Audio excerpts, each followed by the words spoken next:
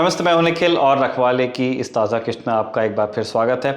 बड़े दिनों बाद शिव हम इस बार एक ऐसे विषय पे बात करने वाले हैं जिसको हमने छुआ नहीं था लंबे समय से, nuclear warheads. Stockholm International Peace Research Institute SIPRI की एक रिपोर्ट शिव आई है पिछले दिनों, आपने भी देखी है, और उसमें ये बताया गया है कि जनवरी 2023 से जनवरी 2024 के बीच में हिंदुस्तान ने 8 नए न्यूक्लियर वॉरहेड्स बनाए हैं और इसके बाद जो टैली है वो पहुंच गई है 172 पे। और इस तरह हम पाकिस्तान से आगे निकल गए जिनके पास में 170 वॉरहेड्स हैं।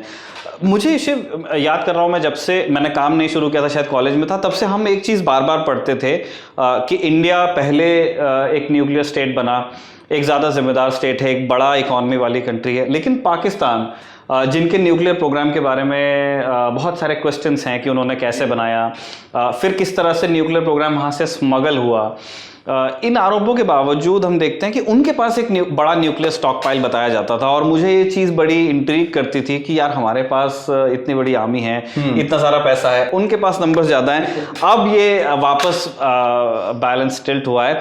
लेकिन इसी रिपोर्ट में ये बात भी है कि जनवरी 2023 से जनवरी 2024 इसी एक साल के पीरियड में हमारे जो नॉर्दर्न नेबर्स हैं, चाइना, उन्होंने 90 न्यूक्लियर वॉरहेड्स बनाए हैं और उनका टैली है अब 500। आई थिंक यूएस और रशिया के बाद में सबसे बड़ा स्टॉक पाइल चाइना के पास है। शिव, ये नंबर्स हैं, लोगों ने ग्राफ व्राफ बना करके देखा है। मैं ना इनको थोड़ा सा समझना चाहता हूँ कि ये कितनी बड़ी बात होती है। 8 न्यूक्लियर वॉरहेड्स, इस बात से कितना फ़र्क पड़ता है कि कंट्री एक्स के से ज़्यादा हमारे पास हैं या कंट्री वाई के पास हमसे ज़्यादा वॉरहेड्स हैं। क्योंकि बहुत सारे, ये एक ऐसा वेपन है जो आपके पास में है, आपने इसे डिलीवर करने के लिए बहुत इन्वेस्टमेंट किया है, बहुत मेहनत, बहुत ट्रेनिंग, एक स्ट्रेटेजिक फोर्सेस कमांड आपके पास है, बट ये वो वेपन भी है जो आप कभी चलाना नहीं चाहते हो। बिल्कुल। निखिल, पहले मैं बताना चाहता हूं कि ये जो सिप्री का जो एनुअल रिपोर्ट सामने आता है वो काफ़ी डिटेल में जाता है और वो टैबुलेटेड फॉर्म में आंकड़े लगाते हैं, नंबर्स लगाते हैं। लेकिन ये सारे जो हैं इस काफ़ी सेंसिटिव एरिया में, जो न्यूक्लियर वॉरहेड्स के एरिया में, ये काफ़ी गेस वर्क है। तो मैंने बहुत सालों से एक्सपर्ट्स जो है न्यूक्लियर फील्ड में, उनसे पूछा है कि ये सिप्री के लोग जो हैं, जिनका जो एनुअल रिपोर्ट है बहुत अथॉरिटेटिव माना जाता है, उनको कैसे पता चलता है कि इतने वॉरहेड्स हैं? वो कैसे अंदाज़ा लगाते हैं कि इस देश ने 8 एडिशनल न्यूक्लियर वॉरहेड्स इस साल में लगाए हैं उनके आर्सेनल में, और उनके पास ये डेटा कहाँ से आता है? तो एक जवाब ये था कि मोस्टली जो है वो intelligence sources, open source intelligence news reports को लेकर वो एक टैबुलेट करते हैं, उनके पास एक फॉर्मूला है। चलो हम अस्यूम करते हैं कि ये असली डेटा है। निखिल, जब आप नंबर्स का तुलना करते हैं, इस टेबल को एक बार देखेंगे तो पता चलता है कि कितना स्क्यूड ऑलरेडी है। वो इम्बैलेंस तो बिल्कुल है ही। रशिया के पास आई थिंक 4000 के ऊपर है। रशिया नंबर 1 पोजीशन में है, यूएस नंबर 2 पोजीशन में है। चाइना, जैसे आपने बताया, उनके पास 500 न्यूक्लियर वॉरहेड्स हैं। उसके बाद फ्रांस है शायद, and then comes India, Pakistan. ये 8-10 न्यूक्लियर वॉरहेड्स इधर उधर, उसका कोई मीनिंग ही नहीं है निखिल। क्योंकि इंडिया के पास जो पाकिस्तान से कम थे इसके पहले जो नंबर्स कम थे, ऐसा नहीं माना जाता था सिक्योरिटी एस्टेब्लिशमेंट कि एक इम्बैलेंस है हमारे लिए। उनके पास 170 है, हमारे पास 162 है। ऐसा कुछ व्यू नहीं था सिक्योरिटी एस्टेब्लिशमेंट में। क्योंकि जब हम कन्वेंशनल हथियार से लेकर आप न्यूक्लियर स्फीयर में आते हो, वो बहुत अलग चीज़ है। ये वेपन्स ऑफ मैस डिस्ट्रक्शन है, जिसमें अगर 170 में से 50 ही गिन लो ऐसे न्यूक्लियर वॉरहेड्स, वो ही काफ़ी होंगे एक देश को नष्ट करने में। तो इसलिए और फॉलआउट में तो पूरी दुनिया पे असर पड़ेगा। न्यूक्लियर वॉर में तो जो क्राइटेरिया से लेके हम मेजर करते हैं डैमेज एक कन्वेंशनल युद्ध में, वो तो न्यूक्लियर बैटल में वो तो बिल्कुल बिल्कुल अलग ही चीज़ है। तो इसलिए मेरा मानना है कि ये जो तुलना है इन टर्म्स ऑफ नंबर्स, जब नंबर्स का तुलना बहुत बड़ा है, अगर किसी देश के पास 500 है जैसे कि चाइना और हमारे पास सिर्फ 172 है, वो लेकर आप एक इम्बैलेंस बोल सकते हो, लेकिन 170 172 ये तो बराबर है। नहीं, मैं ना शिव उस थिंकिंग को ही समझना चाहता हूँ। जैसे अगेन आपने कहा कि बीन काउंट में इसलिए ज़्यादा मतलब नहीं है क्योंकि हम एक अलग ही डायमेंशन के बारे में बात कर रहे हैं। एक ऐसे सिनेरियो को अगर हम इमेजिन करें जहाँ पे युद्ध की स्थिति है और कंट्री एक्स के पास 500, कंट्री वाई के पास 172, तो दोनों ही WMDs हैं जी, दोनों ही देश, और दोनों के ही भाई अगर 500 बड़ा नंबर है तो 172 भी कोई छोटा नंबर नहीं है। और जो बर्बादी होगी वो एकदम उसकी टोटालिटी इस तरह की होगी कि उसके बाद कुछ बचेगा नहीं। तो हमारे यहाँ जो थिंकिंग है, जो हमारा स्ट्रेटेजिक थॉट है, वो इन नंबर्स को देखता कैसे, हमने क्या सोच करके, क्योंकि एक काफी डिटेल थिंकिंग पीछे रही होगी कि हम किस तरह के वॉरहेड्स बनाएंगे, किन नंबर्स पे बनाएंगे। फिर आपको बनाना नहीं है, you also have to deliver, क्योंकि आपको अपने हाथों से फोड़ना नहीं है। तो वो जो विचार परंपरा है हमारे यहाँ की, उन्होंने किन चीजों को ध्यान में रखा, क्योंकि ऐसे ग्लोबल आर्म्स रेस में तो आप देखेंगे तो आप कंपेयर अगर आपको करना है तो यूएस और रशिया तो बिल्कुल ही दूसरे गेम में है। हमें अपनी ज़रूरतों का ध्यान रखना है, अपने रिसोर्सेज का ध्यान रखना है। तो उन सारे कॉन्स्ट्रेंट्स में न्यूक्लियर थॉट कैसे इवॉल्व हुआ? तो भारत के पास जो न्यूक्लियर आर्सेनल है वो एक पॉलिसी लेकर चलता है, वो है मिनिमम क्रेडिबल डिटरेंट। इसका मतलब है कि ये जब हम 170 और 172 देखते हैं इंडिया और पाकिस्तान के बीच में, ये 172 एक्चुअली उस नंबर का ज़्यादा महत्व है। वो इसलिए कि इंडिया के पास जो वॉरहेड्स हैं, पाकिस्तान ने उससे पहले ही वॉरहेड्स बनाना शुरू करा था। जैसे आपने जिक्र किया निखिल की AQ खान का नेटवर्क जो था 1970s 1980s में, नॉर्थ कोरिया से, चाइना से काफ़ी टेक्नोलॉजी मिला था पाकिस्तान को। उन्होंने वो वॉरहेड वाला न्यूक्लियर वेपनाइजेशन जो ड्राइव था पाकिस्तान का, वो इंडिया से पहले शुरू हुआ था। लेकिन पाकिस्तान का जो एग्जिस्टेंस है, पाकिस्तान का जो नेशनल सिक्योरिटी और न्यूक्लियर पॉलिसी है, वो पूरा का पूरा इंडिया स्पेसिफिक है। वो पूरा का पूरा इंडिया स्पेसिफिक है। पाकिस्तान का और कोई न्यूक्लियर आर्म्ड दुश्मन नहीं है उनके नजदीक में। सिर्फ इंडिया है एक देश जो पाकिस्तान का एग्जिस्टेंस को थ्रेटन करता है। इंडिया के पास 2 देश ऐसे देश हैं, एक है पाकिस्तान, एक है चाइना। तो ये जो नंबर्स हैं वो पहले से वो एक इक्विलिब्रियम आ गया था जब इंडिया ने वेपनाइज करना शुरू करा था। और 1998 के बाद जब एक्चुअल वॉरहेड्स बनने शुरू हुए थे, ये एक काफ़ी एक कंपेरेबल इक्विलिब्रियम बन गया था। ऐसा कभी नहीं था कि एक बहुत ही बड़ा डिफरेंस था इंडिया और पाकिस्तान में। तो ये एक छोटा सा आर्म रेस था। The real nuclear arms race obviously वो रशिया और यूएस का था जब कोल्ड वॉर शुरू हुआ था। चाइना का भी काफ़ी बढ़ गया है, मुझे एग्जैक्टली पता नहीं है, लेकिन अगर आप 2010 से लेकर अब देखेंगे टिल 500 वॉरहेड्स, वो बहुत ज़्यादा ऑलरेडी बढ़ गया है।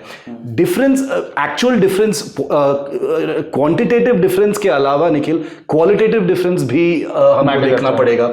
और उस क्वालिटेटिव डिफरेंस के लिए ये सिप्री रिपोर्ट में मैंने कभी वो डिटेल में वो फैक्ट्स नहीं आते हैं। मोटा मोटा ये समझ में आता है इस रिपोर्ट को पढ़ के निखिल, ये है कि अगर हम दुनिया के सारे जो न्यूक्लियर वॉरहेड्स लेते हैं, और ये इंडिया में भी एप्लीकेबल है, 80% वॉरहेड्स जो हैं वो रेडी ऑलरेडी आपके ICBMs या मिसाइल्स में ऑलरेडी फिटेड है, वो रेडी हैं। और आई थिंक उसके ऊपर 10% जो वॉरहेड्स हैं वो एयरक्राफ्ट में फिटेड हैं, मतलब एयर डिलीवर्ड। सो मिसाइल और एयर डिलीवर्ड जो न्यूक्लियर वॉरहेड्स हैं वो 90% होते हैं किसी एक देश का आर्सेनल में, और बाकी 10% जो वॉरहेड्स हैं वो स्टोरेज में रखते हैं एज स्टोरेज। सो ये इम्बैलेंस आई थिंक वो पहले से नहीं था इंडिया और पाकिस्तान के बीच में, लेकिन इंडिया के लिए China is the main issue. May be मतलब ये हो सकता है कि शायद इंडिया में ये थॉट रहा हो कि अब क्योंकि चाइनीज स्टॉक पाइल इतने तेजी से ऊपर आ रहा है, इसलिए सिप्री की रिपोर्ट एक और चीज़ शिव बताती है कि ना सिर्फ वॉरहेड्स का नंबर इंप्रूव हो रहा है, उनके डिलीवरी सिस्टम्स पे भी देश बहुत इन्वेस्ट कर रहे हैं। जैसे हमने देखा कि हमारे यहाँ जो इंटीग्रेटेड मिसाइल डेवलपमेंट प्रोग्राम था, जो अग्नि, पृथ्वी, शौर्य, ये सारी मिसाइल्स यहाँ पे आई हैं, अब हम इनके नए वर्जन आते हुए देख रहे हैं। अग्नि प्राइम के 1 से ज़्यादा टेस्ट हो चुके हैं, सक्सेसफुल टेस्ट।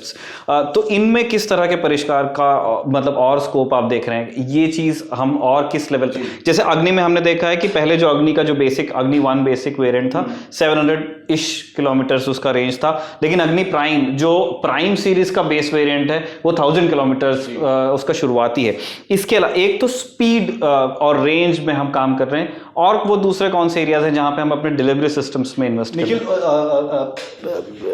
प्रीवियस जो मेजर इंडिया का मिसाइल टेस्ट था वो था आई थिंक अग्नि 5, वो MIRV वाला टेस्ट जो प्राइम मिनिस्टर्स ऑफिस ने भी अनाउंस किया था। आपको याद होगा, एक सस्पेंस हुआ था कि एक स्टेटमेंट आने वाला है प्राइम मिनिस्टर्स ऑफिस से, वो आ गया था। वो ऐसा मिसाइल था जिसमें मल्टीपल वॉरहेड्स थे। MIRV टेक्नोलॉजी इसको बोलते हैं। एक पिछले एपिसोड में इसके बारे में हमने बात भी की है। उस टाइप का टेक्नोलॉजी को लेकर काफ़ी एडवांसमेंट्स हुए हैं निखिल, क्योंकि अगर आप एक्चुअली न्यूक्लियर डिलीवरी सिस्टम्स को देखोगे, ये इतने एडवांस्ड नहीं है। Nuclear delivery systems basically 3 type के होते हैं। एक है आपके जमीन से जमीन आपके मिसाइल, बैलिस्टिक मिसाइल, जैसे आपके अग्नि, पृथ्वी, ऐसे मिसाइल्स जो हैं हमारे पास। उसके बाद है सबमरीन लॉन्च्ड मिसाइल्स। हमारे पास कुछ मिसाइल्स हैं अभी, लेकिन जो एक्चुअल न्यूक्लियर मिसाइल होंगे हमारे सबमरीन फोर्स से जो फायर होंगे वो अभी तक तैयार नहीं है। और फाइनली है एयर डिलीवर्ड, जो हमारी मिराज 2000 से या हमारे रफाल से, महाराजपुर में, ग्वालियर में जो तैनात है, वहां पे वो आपका एयर डिलीवर्ड न्यूक्लियर स्क्वाड्रंस हैं। तो इस टाइप के हैं। तो ऐसे न्यूक्लियर मिसाइल्स के टेक्नोलॉजी में बहुत सालों से इतना एडवांसमेंट हुआ नहीं है, क्योंकि ये उस काम के लिए बिल्कुल ठीक है। उसके आगे कोई एडवांसमेंट नहीं हो सकता है, क्योंकि कुछ देशों के पास एंटी बैलिस्टिक मिसाइल डिफेंसेस हैं, जो इंडिया के पास भी अभी आ रहा है, रशिया के पास है, US के पास है। लेकिन जो एडवांसमेंट होंगे ये न्यूक्लियर डिलीवर्ड मिसाइल्स में, वो ये है कि क्या आप उसको एक हथियार फायर करके उसको स्प्लिट अप कर सकते हैं ताकि वो मल्टीपल वॉरहेड्स में जाएं और 5 अलग अलग टारगेट्स पे जाके गिरें, 5 अलग अलग वॉरहेड्स बने। ऐसे टाइप के कुछ एडवांसमेंट्स तो हो ही रहे हैं। लेकिन चाइना ने किया है ये, रशिया ने किया है, US ने भी किया है, इंडिया ने अभी शुरुआत किया है इसका। पाकिस्तान के पास ये टेक्नोलॉजी है नहीं, अभी नहीं है। मैं यही अब स्पेसिफिकली चाइना और पाकिस्तान को रिलेटेड बात करना चाहता था शिव। हमने देखा, जैसे आपने कहा कि जो पाकिस्तानी सिक्योरिटी एस्टैब्लिशमेंट का पूरा एग्जिस्टेंस इस हिंदुस्तान से जो उनको एक अलेजेड थ्रेट उनको फील होता है, उस पे है। हिंदुस्तान थोड़ा अलग तरीके से अपने सिक्योरिटी एनवायरनमेंट को इमेजिन करता है। Yes, Pakistan is an issue, लेकिन उससे हम एक स्ट्रेटेजिक थ्रेट नहीं मानते हैं। हमारे लिए वो एक टैक्टिकल लेवल पे एक ज़्यादा चीज़ है, जिनको हम कन्वेंशनल मेथड से हम उनको डेटर भी कर सकते हैं, और एक लिमिटेड वॉर भी देख सकते हैं। एक फुल फ्लेजेड वॉर हम Pakistan we can handle. Indian nuclear programme की ज़्यादा बड़ी अगर आप उसकी हिस्ट्री भी देखेंगे तो वो जो चाइनीज अटैक था, उसमें हिंदुस्तान की जो हार थी, उसके नतीजे में हम अपना न्यूक्लियर प्रोग्राम लेके आते हैं। हम चाइनीज न्यूक्लियर प्रोग्राम और इंडियन न्यूक्लियर प्रोग्राम और जो डिलीवरी सिस्टम्स की कैपेबिलिटीज को अगर कंपेयर करते हैं तो कैसा नजर आता है? निखिल,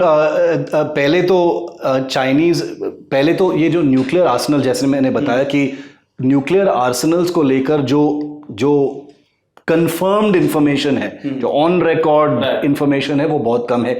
इंडिया जो है एक लोकतंत्र है, इंटरनेशनल कमिटमेंट्स भी हैं इंडिया के, और इंडिया के भी जो न्यूक्लियर हथियार हैं उनके बारे में बहुत कम स्पेसिफिक जानकारी है। तो अगर इंडिया का जो आर्सेनल के ऊपर इतना कम जानकारी है, तो सोचो कि चाइना को लेकर क्या है। लेकिन जितना तक हम अंडरस्टैंड करते हैं चाइना के कैपेबिलिटीज को लेकर, वो ये है कि चाइना के पास ICBM टेक्नोलॉजी है, राइट, जिसका मतलब है कि 10,000 to 12,000 किलोमीटर के ऊपर के जो रेंजेस हैं चाइना के पास हैं न्यूक्लियर डिलीवरी सिस्टम्स। इसका मतलब है कि चाइना का जो परसीव्ड दुश्मन है वो है यूनाइटेड स्टेट्स। चाइना एक दूसरे कॉन्टिनेंट को अटैक करना, चाइना को एक दूसरा कॉन्टिनेंट को डेटर करना है, वो है यूनाइटेड स्टेट्स। और जैसे पिछले लास्ट 20 इयर्स में अगर हम देखेंगे, दो जो बड़े सुपर पावर्स हैं जो ऊपर आ रहे हैं after the collapse of the Soviet union, वो है यूनाइटेड स्टेट्स और चाइना। और चाइना के पास ना सिर्फ ICBM टेक्नोलॉजी है, लेकिन उन्होंने पहले वो एंटी सैटेलाइट वेपनरी भी टेस्ट किया है। MIRV टेक्नोलॉजी जो है उनके पास, वो बहुत साल पहले ऑलरेडी करके दिखाया भी है कि वो कैसे वर्क करता है। तो अभी जो है लोग काफ़ी कॉमनली मुझे पूछते हैं, सोशल मीडिया में भी पूछते हैं कि इंडिया के पास ICBM क्यों नहीं है।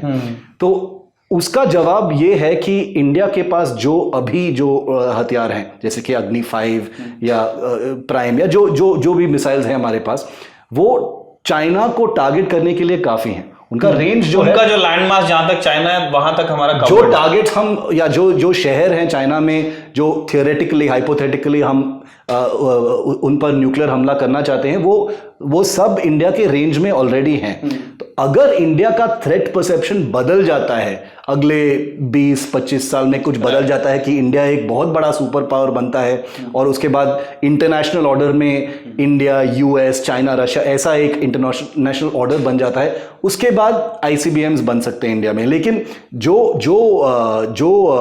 वैज्ञानिक हैं, जो लोग हैं जो ये न्यूक्लियर डिलीवरी सिस्टम्स बनाते हैं इंडिया में, उनका कहना है कि इंडिया के पास ICBM अभी नहीं है क्योंकि हमें जरूरत नहीं है। हम अगर असम में फॉर एग्जांपल हम जाके अपने मिसाइल स्टेशन करते हैं और अरुणाचल में, तो आप इजीली वहां टारगेट, तो वो रिक्वायरमेंट नहीं है, वो टेक्नोलॉजी बिल्कुल है।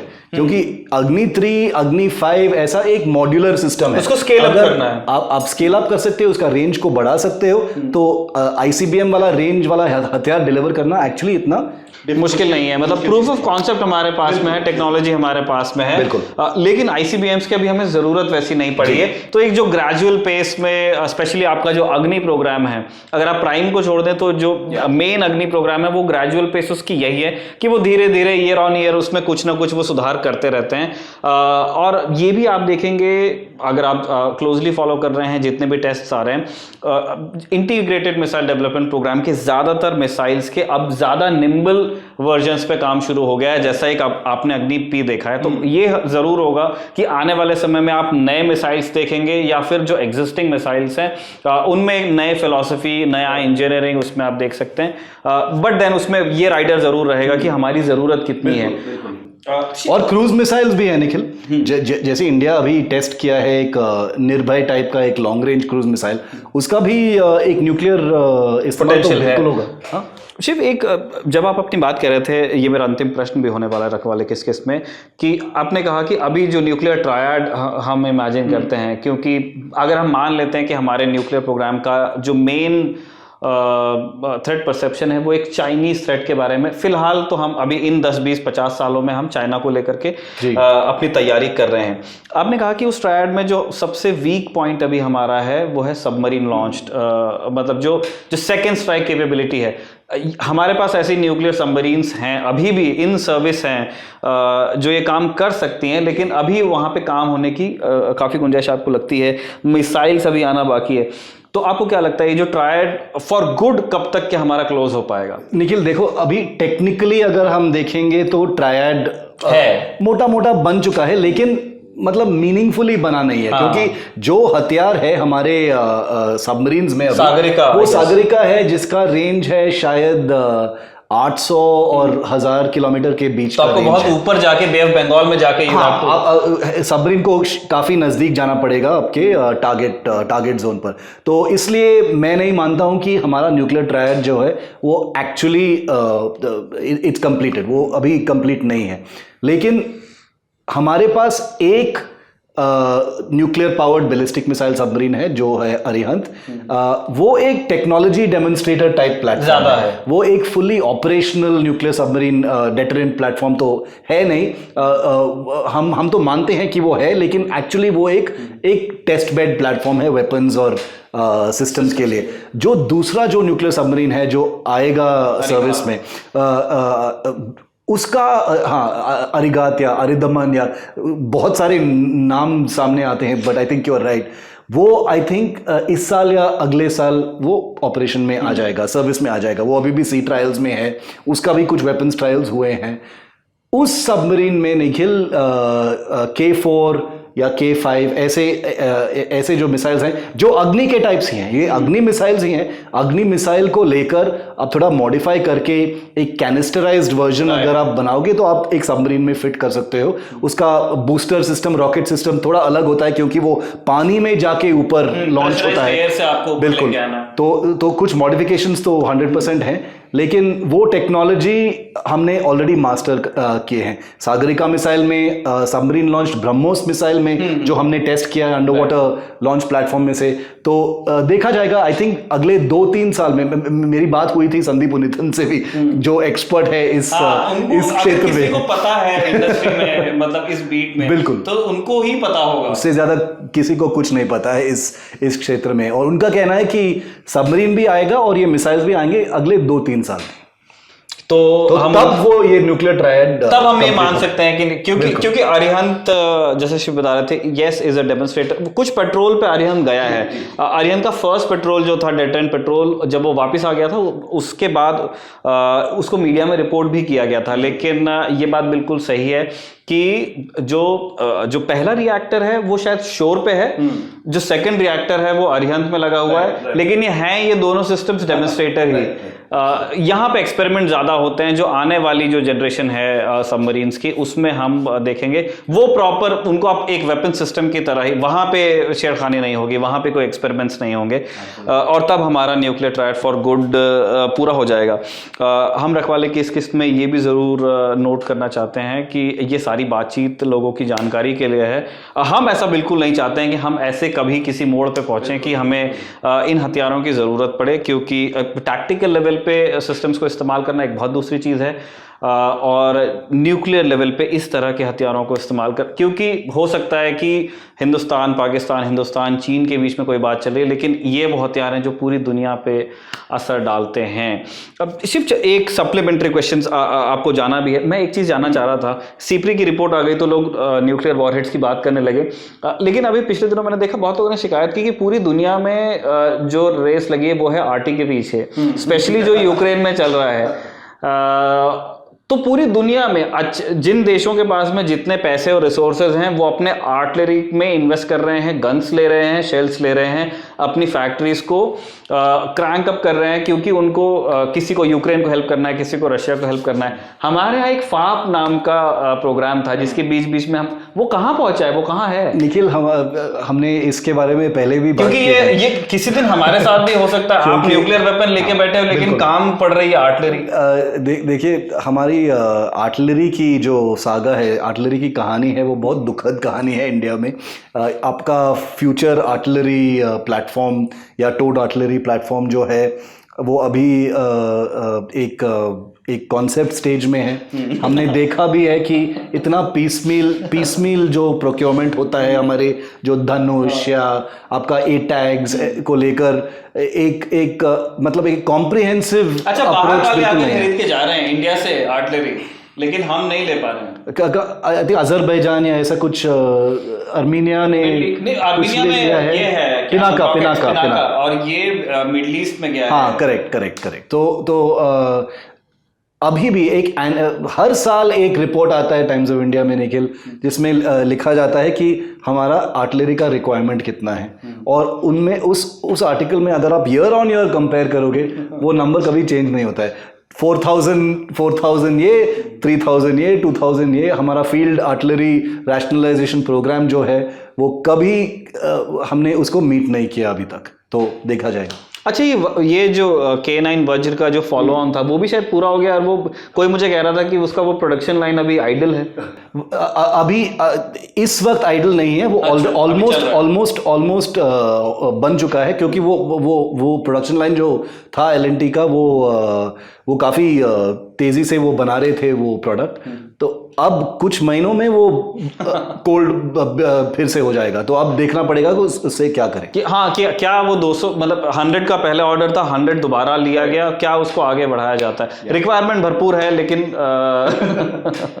बहुत कुछ हो सकता है उसमें, पता नहीं क्यों नहीं करते हैं वो। उस लाइन में आप लाइट टैंक बना सकते हो, कुछ और कोलैबोरेटिव व्हीकल बना सकते हो, लेकिन अभी तक कोई कॉम्प्रिहेंसिव व्यू तो आया नहीं है सामने। ठीक है, हम इन सारी चीज़ों पे तो रखवाले रेगुलरली डिस्कस करता रहता है। ये हमको एक स्टोरी सीफ्री की रिपोर्ट आई तो हमें लगा कि बात करनी चाहिए न्यूक्लियर वॉरहेड्स पे भी, न्यूक्लियर ट्रायड की बात करनी चाहिए। और जैसा कि हमने कुछ देर पहले भी कहा, हम चाहते हैं कि ये तैयारी, शक्ति का संचय हमारे पास में हो, क्षमता हो, ट्रेनिंग हो, लेकिन हम ये चाहेंगे कि हमें इन हथियारों का कभी इस्तेमाल न करना पड़े। स्टॉक पाइल्स ही रहें। इसी नोट पर रखवाले किस को हम यहाँ पे कंक्लूड कर रहे हैं। देखने वालों का देखने के लिए शुक्रिया, और शुक्रिया शिव आपके भी वक्त का। Thank you so much.